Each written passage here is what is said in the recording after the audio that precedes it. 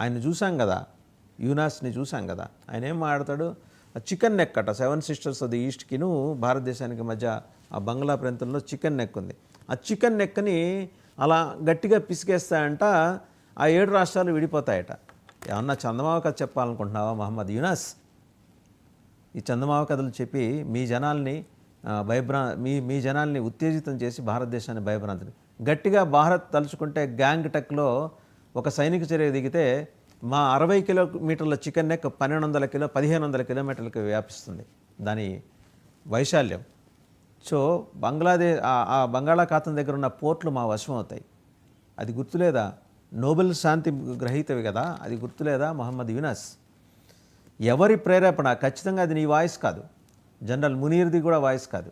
ఈ వాయిస్ ఎవరిదంటే లష్కరే తోయిబాది, ఈ వాయిస్ జైషే మొహమ్మద్ది, ఈ వాయిస్ హమాస్ది, ఈ వాయిస్ ఐసిస్ది, ఈ వాయిస్ ఇంకా మాట్లాడితే మరొక ఆర్గనైజేషన్ కూడా ఉంది, లష్కరే తోయిబా, జైషే మొహమ్మద్, వీటితో పాటు కూడా హిజ్బుల్ ముజాహిదీన్. వీళ్ళందరి వాయిస్ ఏంటంటే రంగరించి వాళ్ళు మీ స్వరపేటికలో అమర్చారు. ఆ వాయిస్కి సంబంధించిన ఆ ధ్వని పరికరాన్ని మీ స్వరపేటికలను అమరిస్తే అదే వస్తుంది. అలాంటి స్వరపేటికలు తయారు చేసేది ఇప్పుడు మనం చూస్తున్నామే. ఇలాంటి టెర్రరిస్టులు తయారు చేస్తారు. ఇతన్ని పోలిన వాళ్ళు ప్రత్యేకించి హఫీజ్ సయ్యద్ని పోలిన వాళ్ళు ప్రపంచంలో ఒక 5-6 తయారు చేసి పెట్టుకున్నారు. ఎందుకంటే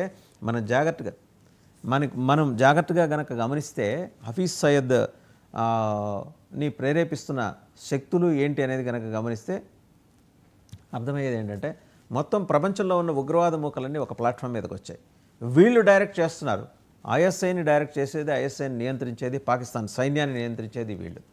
ఈరోజు ఈ టెర్రరిస్ట్ క్యాంప్స్ ఎక్కడెక్కడ ఆపరేట్ చేయాలనేది చెప్పేది వీళ్ళు. ప్రపంచంలో టెర్రరిస్ట్ భావజాలం ఉన్న ఉగ్రమూకలు ఎక్కడెక్కడ పనిచేస్తున్నాయి వాళ్ళని సంప్రదించేది వీళ్ళు.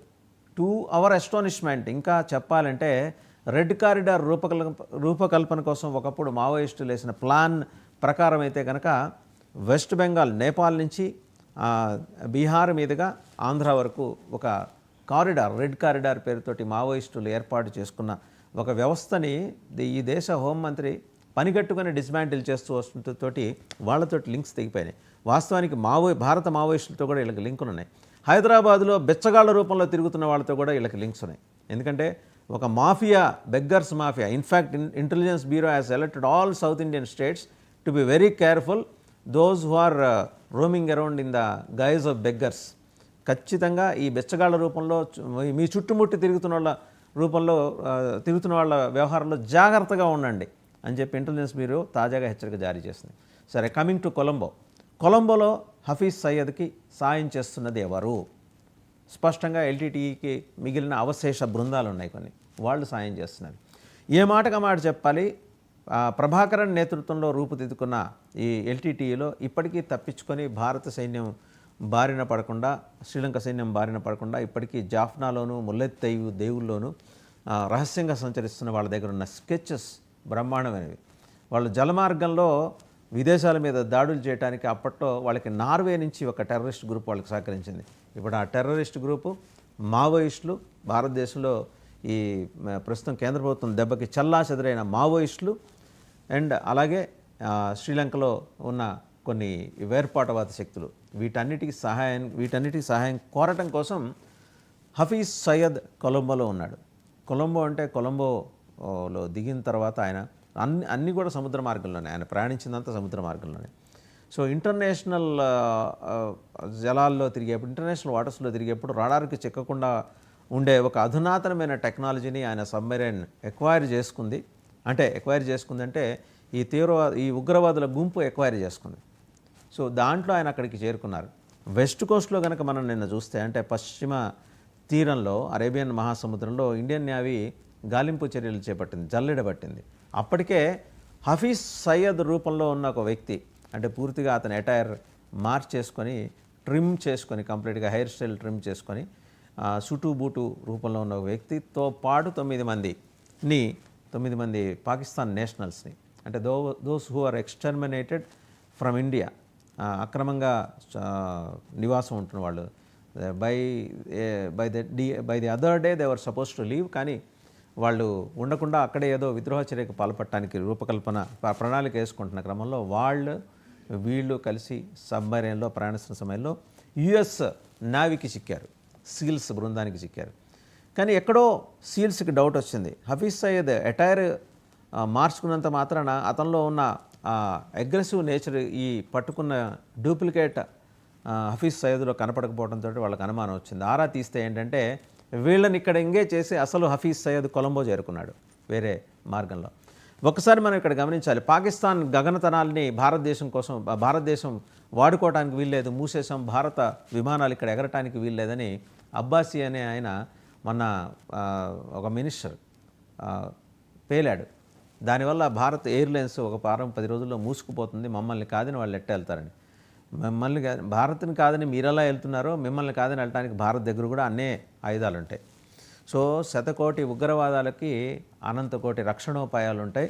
వాళ్ళకి అది తెలియదు, ఎప్పుడు వాడాలో, ఎలా వాడాలో, ఎందుకు వాడాలో, దానికి ఉన్న ఫ్రీక్వెన్సీ, దాని గేజు, ఇవన్నీ భారతదేశానికి, భారత రక్షణ మంత్రిశాఖకి, భారత ఇంటెలిజెన్స్ బృందాలకి, ప్రత్యేకించి అజిత్ దోవల్ ఆధ్వర్యంలోని నేషనల్ సెక్యూరిటీ ఏజెన్సీకి ఆయన ప్రస్తావన వచ్చింది. కాబట్టి ఇక్కడ చెప్పుకోవాల్సింది ఏంటంటే Ajit Doval had a phone conversation with Tulsi Gabbard. ఆవిడ యుఎస్ ఇంటెలిజెన్స్ చీఫ్, దాదాపు 17 నిఘా సంస్థలకి ఆవిడ అధిపతి, సిఐఏకి కూడా ఆవిడే అధిపతి, ఇండియన్ మూలాలు ఉన్న మహిళ అండ్ బార్న్ క్రిస్టియన్ అయినప్పటికీ హైందవం తీసుకొని హైందవం పట్ల ప్రత్యేకంగా శ్రద్ధ, ధర్మం పట్ల భక్తితోటి అక్కడ ఉద్యోగం చేస్తున్న మహిళ. She had a direct conversation phone call with Ajit Doval and she has elaborated about everything that ఎలా చేరుకున్నాడో హఫీజ్ సయ్యద్ కొలంబోకి యుఎస్ ఇంటెలిజెన్స్ దగ్గర స్పష్టమైన సమాచారం ఉంది.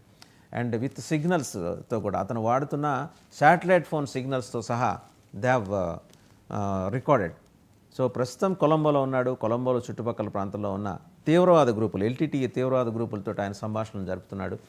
ఇది చాలా ప్రమాదకరం, భారతదేశం అప్రమత్తం కావాలి. ఎందుకంటే మన మ్యాప్ చూస్తే ఒకసారి ఇట్లా చూసుకుంటూ వస్తే కింద రామేశ్వరం దగ్గర నుంచి కొలంబోకి తీర ప్రాంతానికి హార్డ్లీ 2 hours పడుతుంది అంతే. ఆ నాటికల్ మైల్స్కి సంబంధించిన స్పష్టమైన సమాచారం ఒకసారి లెక్కేస్తే 2 hours వ్యవధిలో, అంటే ఆ ఉన్మత్త చర్యకి ఎటువైపు నుంచి అయినా దాడికి దిగటానికి ఒకవైపు వెస్ట్ కోస్ట్ను అప్రమత్తం చేశాం, గుజరాత్, బాంబే అంతా అప్రమత్తం చేశాం. మరోవైపు ఈస్ట్ కోస్ట్లో విశాఖపట్నం నుంచి వెస్ట్ బెంగాల్, కల్కటా వరకు కూడా ఉన్న అన్ని పోర్ట్స్ని కూడా అప్రమత్తం చేశారు అండ్ రెడ్ అలర్ట్ ప్రకటించారు. ఒక రకంగా మాట్లాడితే తుఫాన్లు వచ్చినప్పుడు జారీ చేసే హెచ్చరికలు జారీ చేశారు. సో పోర్టు కమర్షియల్ కార్యకలాపాలతో, వాణిజ్యపరమైన కార్యకలాపాలతో పాటు మిగిలిన అన్ని కార్యకలాపాలని కూడా నిశ్చితంగా గమనించడానికి ప్రత్యేకమైన నిఘా వ్యవస్థల్ని ఎవరికి వాళ్ళు ఏర్పాటు చేసుకోవాలి. కేంద్ర నిఘా వ్యవస్థ ఎలాగూ పనిచేస్తూనే ఉంటుంది. సో మన అటెన్షన్ని జాగ్రత్తగా అటు డైవర్ట్ చేయగలిగాడు హఫీజ్ సయ్యద్ లేదా ఐఎస్ఐ లేదా జిహాదీ గ్రూప్స్. ఈ 5 జిహాదీ గ్రూప్స్ చావు తప్పి కన్నులొట్టపోయినా సిగ్గు లేకుండా ఇక్కడ దాకా వచ్చి భారత్ మీద దాడికి తెగబడటానికి హమాస్ దగ్గర ఉన్న అత్యాధునికమైన టెక్నాలజీని ఇప్పుడు మిగిలిన 4 గ్రూపులు వాడుకుంటున్నాయి.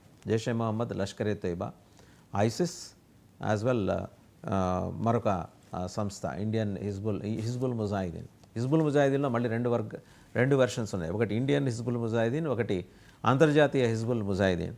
అంటే వాళ్ళ పేర్లు ఏం పెట్టుకున్నా ఉద్యోగం ఒకటే వాళ్ళు చేసేది. వాడి పీకలు తెగ్గొద్దామా, వీడి పీక తెగ్గొద్దామా, అవతల పక్కన దేశంలో బాంబులు పెడదామా, ఎంతమంది దిల్సుఖ్ నగర్లో ఎంతమందిని చంపాం.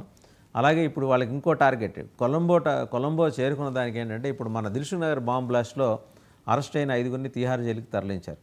So they want to create some sensation in Hyderabad, Telangana. So Hyderabad ప్రత్యేకించి అప్రమత్తంగా ఉండాలి. మిగిలిన ఈ రాష్ట్రాలు సౌత్ ఇండియన్ స్టేట్స్తో పాటు పాండిచ్చేరి కూడా అండర్ సీరియస్ థ్రెట్, అది కూడా ఐబీ అలర్ట్ చేసింది. So Pondicherry, Hyderabad as well Tamil Nadu vulnerable. తమిళనాడులో ఉన్న ఒక దురదృష్టకరమైన వ్యవహారం ఏంటంటే పాశవిక మతోన్మత్త శక్తులకి తమిళనాడు చాన్నాళ్ళుగా బేస్ ఉంటుంది. ప్రత్యేకించి డిఎంకే ప్రభుత్వం ఉదార విధానాలు అవలంబించడం, హిందువుల మీద ప్రభుత్వమే దాడికి దిగటం చాలా సందర్భాలు చూసాం. తమిళనాడులో హిందూ ఆలయాలు, ప్రముఖ ఆలయాలు కంచి కామాక్షి, మధుర మీనాక్షి లాంటి ఆలయాలతో పాటు కుంభకోణంలో ఉన్న వైదీశ్వరుని కోవిల్, వీటన్నిటి ఆలయాల ముంగట హిందూ భావజాలాన్ని తీవ్రంగా వ్యతిరేకించి ఉద్యమాలు నడిపిన పెరియార్ రామస్వామి విగ్రహాలు పెట్టి రెచ్చగొట్టడం, ఇలాంటివన్నీ పాల్పడుతున్నప్పుడు అండ్ అక్కడ ముఖ్యమంత్రి కానీ ముఖ్యమంత్రి కొడుకు కానీ సనాతన ధర్మాన్ని కరోనాతో పోల్చడం.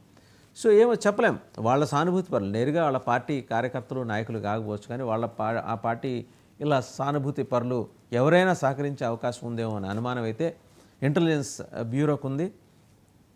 సో ఓవరాల్గా మనం ఒకసారి ఒక హారం మాదిరి ఉంటుంది. ఈస్ట్ కోస్ట్ నుంచి వెస్ట్ కోస్ట్ దాకా వస్తే మొదలెడితే కలకట్టాతో మొదలెడితే ఇటు నుంచి తీసుకొచ్చి ఇటు పైన కేరళ వరకు. కేరళ గురించి కూడా ఇక్కడ మాట్లాడాలి. కేరళ ద్వారానే ఫస్ట్ ఇస్లాం ఎంటర్ అయింది. కేరళ ద్వారానే ఫస్ట్ క్రిస్టియానిటీ కూడా ఎంటర్ అయింది. Not that with east India company ద్వారా క్రిస్టియానిటీ భారతదేశంలోకి రాలా, ముందరే వచ్చింది. కేరళలో ఒక రాజు కన్వర్ట్ అయ్యాడు. కేరళలో ఇంకో మరో రాజు కన్వర్ట్ అయ్యి ఇస్లాంని భారతదేశానికి తీసుకొచ్చాడు. సో అందుకనే వాళ్ళ కనెక్షన్స్ ఎక్కువ అరబ్ దేశాలతోటి ఉంటాయి. సో వీటన్నిటి మీద కూడా ఫోకస్ పెట్టింది. Now ports are under serious threat. Vital ఇన్స్టాలేషన్స్లో జాగ్రత్తగా ఉండాల్సినవి ఏంటంటే మనకి నౌకాశ్రయాలన్నీ కూడా చాలా తీవ్రమైన థ్రెట్ కింద ఉన్నాయి. ఇది యుఎస్ ఇంటెలిజెన్స్ నుంచి భారత్కు అందిన హెచ్చరిక. సో ఇంకా కొలంబో ఆస్పెక్ట్కి వచ్చేప్పటికి కొలంబో ఎలాగో చైనా ఆధీనంలో ఉన్నట్టే లెక్క. పేరుకు శ్రీలంకకి ఒక అధ్యక్షుడు, ఒక ప్రధానమంత్రి వీళ్ళందరూ ఉంటారు. కానీ అక్కడ రోడ్ బిల్ట్ ఇనిషియేటివ్లో భాగంగా అక్కడ శ్రీలంకలో ఇన్ఫ్రాస్ట్రక్చర్ అంతా చైనా డెవలప్ చేస్తుంది. 2-3 పోర్ట్లు కొనేసింది. నేరుగా కొనేయటం అంటే వాటి పరిధిలో ఉంటాయి. అలాగే చైనా ఒక 2-3 వార్ బేసెస్లో డిఫెన్స్ బేస్లు ఏర్పాటు చేసుకుంది, రక్షణ బేస్లు ఫర్ మల్టిపుల్ పర్పసెస్. రేపు పొద్దున భారతదేశాన్ని ఉక్కిరిబిక్కిరి చేయాలి, చుట్టుముట్టి ఉక్కిరిబిక్కిరి చేయాలంటే చైనాకి కానీ పాకిస్తాన్కి కానీ ఉన్న ఆయుధం ఏంటంటే శ్రీలంక ఒకటి ఉంది. శ్రీలంక నుంచి భారతదేశానికి చేరుకునే షిప్పులకు ఉండే మార్గాన్ని, జల మార్గాన్ని కూడా క్యాప్చర్ చేయాలి అని చెప్పేసి చైనా ప్రయత్నం చేస్తుంది. అదే కనుక జరిగితే మనం చుట్టూ తిరిగి వెళ్లాల్సిన పరిస్థితి వస్తుంది కొన్ని సందర్భాల్లో. ఇటు నుంచి వెస్ట్ నుంచి ఈస్ట్కి వెళ్ళాలన్నా, ఈస్ట్ నుంచి వెస్ట్కి వెళ్ళాలన్నా. సో ఇన్ని డెవలప్మెంట్స్ మనకి ప్రస్తుతం చోటు చేసుకుంటున్నాయి. కొలంబోలో ఆయన టార్గెట్ ఏంటి, అలాగే హఫీజ్ సయ్యద్ మూమెంట్ ఏంటి, దీని మీద ఆల్రెడీ యుఎస్ నావీ సీల్స్ నిఘా పెట్టాయి. As well US intelligence CIA కూడా ప్రత్యేక బృందాల్ని కొలంబోకి పంపింది. హఫీజ్ సయ్యద్ తోటి థ్రెట్, ఒకవేళ అతన్ని మట్టుపెడితే థ్రెట్ ఆగిపోతుందని అనుకోవడానికి వీల్లేదు. ప్రమాదం ఇంకా పొంచి ఉంది. 5 ఉగ్రవాద సంస్థలు జతకట్టాయి ఎల్టీటీఈ తోటి, లిబరేషన్ టైగర్స్ ఆఫ్ తమిళియన్ తోటి, ఇంకా ఉన్న అవశేషాలతోటి. సో హమాస్, ఐసిస్ చాలా దుర్మార్గమైన వ్యవస్థ ఐసిస్ది. అయితే దానికి సంబంధించి మనం కేరళ స్టోరీలో వచ్చిన ఆ సినిమాలో వచ్చిన నిజాలు కూడా చూసాం. హిజ్బుల్ ముజాహిదీన్లోని పాకిస్తాన్, అలాగే ఇండియన్ వర్గాలు, లష్కరే తోయిబా, జైషే మొహమ్మద్. సో వీటన్నిటినీ ప్రస్తుతం గవర్నమెంట్ ఆఫ్ ఇండియా ట్యాకిల్ చేయాలి, ఖచ్చితంగా చేస్తుంది. అంతర్జాతీయంగా మనకి పెరుగుతున్న సహకారమే దీనికి నిదర్శనం. Thank you very much for watching special show on Hafiz Syed